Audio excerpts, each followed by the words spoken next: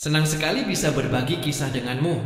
Anggap saja kita lagi ngopi santai sore ini, dan aku mau ceritain sebuah perjalanan yang menurutku inspiratif banget.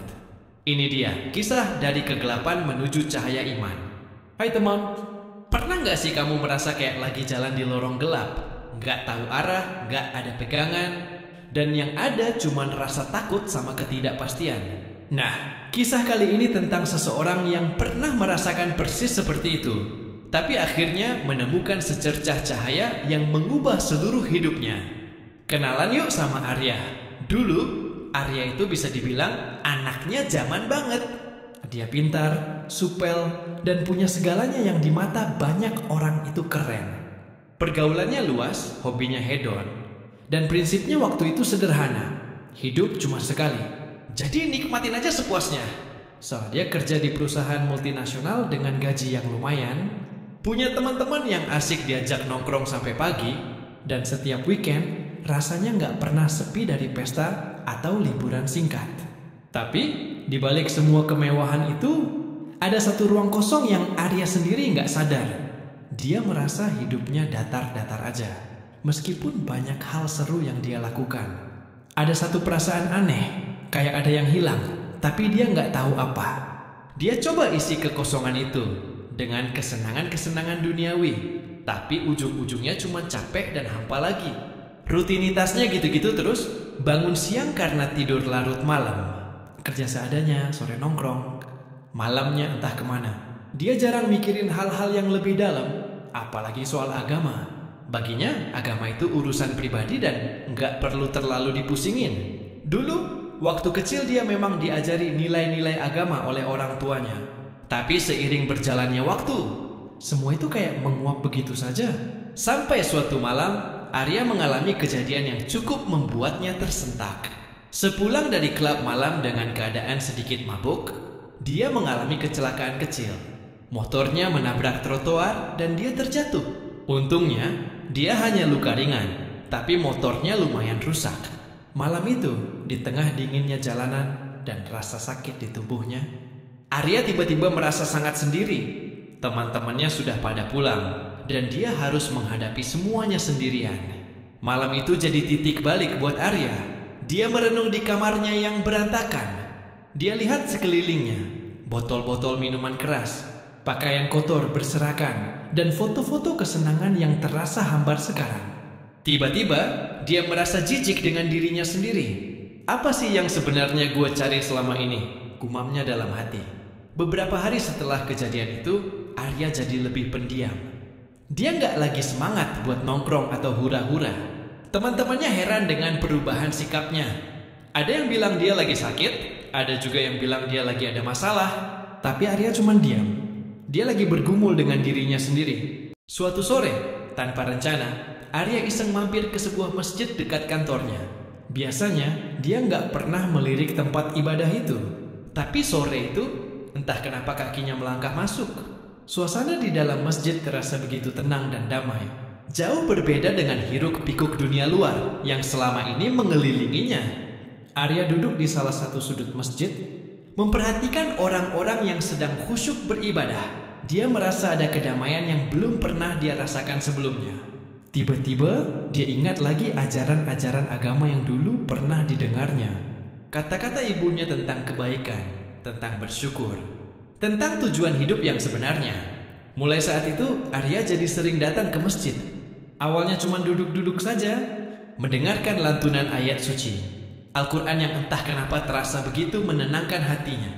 Lama-kelamaan, dia jadi tertarik untuk ikut sholat. Dia malu karena sudah lama sekali tidak melakukannya. Bahkan dia lupa bagaimana caranya. Tapi dengan niat yang kuat, dia memberanikan diri bertanya kepada seorang bapak parubaya yang sering terlihat di masjid. Bapak itu, namanya Pak Hasan, menyambut Arya dengan senyum yang ramah. Beliau dengan sabar mengajarkan Arya kembali tata cara sholat, membimbingnya membaca Al-Quran dengan pelan-pelan, dan menjawab semua pertanyaan Arya tentang agama dengan penuh kehangatan. Dari Pak Hasan, Arya belajar banyak hal baru.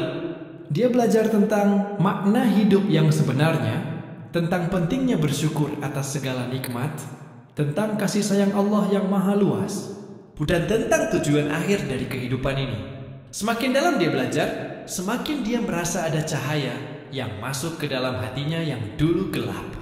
Arya mulai mengubah gaya hidupnya secara perlahan tapi pasti. Dia mengurangi kebiasaan begadang dan minum minuman keras. Dia mulai menjaga perkataannya dan berusaha untuk selalu berbuat baik kepada sesama. Dia juga mulai menjalin hubungan yang lebih baik dengan keluarganya yang selama ini sedikit terlupakan karena kesibukannya. Perubahan Arya tentu saja tidak terjadi dalam semalam. Ada kalanya dia merasa kesulitan untuk melawan kebiasaan lamanya. Ada juga teman-temannya yang mencibir dan menganggapnya aneh. Tapi Arya tidak menyerah. Dia terus berpegang pada cahaya iman yang sudah mulai meneranginya.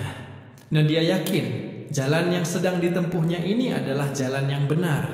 Jalan yang akan membawanya pada kedamaian dan kebahagiaan yang sesungguhnya.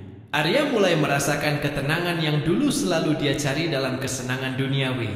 Ketenangan itu dia temukan dalam setiap sujudnya, yang dalam setiap ayat Al-Quran yang dia baca, dan dalam setiap kebaikan yang dia lakukan. Dia menyadari bahwa kebahagiaan yang hakiki itu bukan terletak pada gemerlapnya dunia, tapi pada kedekatan hati dengan Sang Pencipta. Beberapa tahun kemudian, Arya sudah menjadi pribadi yang jauh berbeda. Dia masih bekerja di perusahaan yang sama, tapi sekarang dia lebih bertanggung jawab dan profesional. Dia menggunakan sebagian rezekinya untuk membantu sesama dan aktif dalam kegiatan sosial di lingkungannya. Dia juga menjadi sosok yang lebih sabar, lebih bijaksana, dan lebih penuh kasih sayang. Teman-temannya yang dulu mencibirnya, kini mulai menghormatinya. Mereka melihat perubahan positif dalam diri Arya, dan beberapa di antara mereka bahkan mulai tertarik untuk mengikuti jejaknya. Arya tidak pernah menggurui. Dia hanya menunjukkan perubahan dirinya melalui tindakan dan perkataan yang lembut. Arya sering merenung tentang masa lalunya. Dia bersyukur atas kecelakaan kecil yang dulu membuatnya tersentak dan akhirnya membawanya ke jalan hidayah. Dia menyadari bahwa Allah punya cara yang indah untuk menyentuh hati hambanya, bahkan melalui kejadian yang awalnya terasa buruk. Kisah Arya ini adalah pengingat buat kita semua, teman, bahwa sekelam apapun masa lalu kita, seberat apapun beban hidup yang kita pikul, selalu ada harapan untuk menemukan cahaya iman. Cahaya itu mungkin tersembunyi, mungkin redup, tapi dia selalu ada di dalam hati kita. Kita hanya perlu membuka diri, mencari, dan membiarkannya bersinar. Perjalanan dari kegelapan menuju cahaya iman memang tidak selalu mudah. Akan ada tantangan, akan ada godaan untuk kembali ke jalan yang lama. Tapi dengan niat yang tulus, dengan kesabaran, dan dengan pertolongan Allah, kita pasti bisa melewatinya. Seperti Arya yang akhirnya menemukan kedamaian dan kebahagiaan yang sesungguhnya setelah berani keluar dari zona nyaman dan mencari makna hidup yang lebih dalam. Pesan moral dari kisah Arya: jangan pernah merasa putus asa dari rahmat Allah. Sekelam apapun masa lalu kita, pintu taubat selalu terbuka. Allah Maha Pengampun dan Maha Penyayang. Dan kebahagiaan sejati tidak terletak pada kesenangan duniawi semata. Kesenangan duniawi bersifat sementara dan seringkali meninggalkan kekosongan. Kebahagiaan yang hakiki terletak pada kedekatan kita dengan Allah dan ketenangan hati dalam beribadah. Setiap kejadian, bahkan yang buruk sekalipun, bisa menjadi jalan hidayah. Terkadang Allah memberikan ujian atau cobaan untuk menyadarkan kita dan membawa kita kembali ke jalan yang benar. Perubahan yang baik membutuhkan waktu dan kesabaran. Jangan berharap bisa berubah dalam semalam. Lakukan perubahan secara bertahap dan teruslah berusaha menjadi lebih baik setiap harinya. Lingkungan yang baik sangat berpengaruh. Carilah teman-teman yang saleh dan saling mengingatkan dalam kebaikan.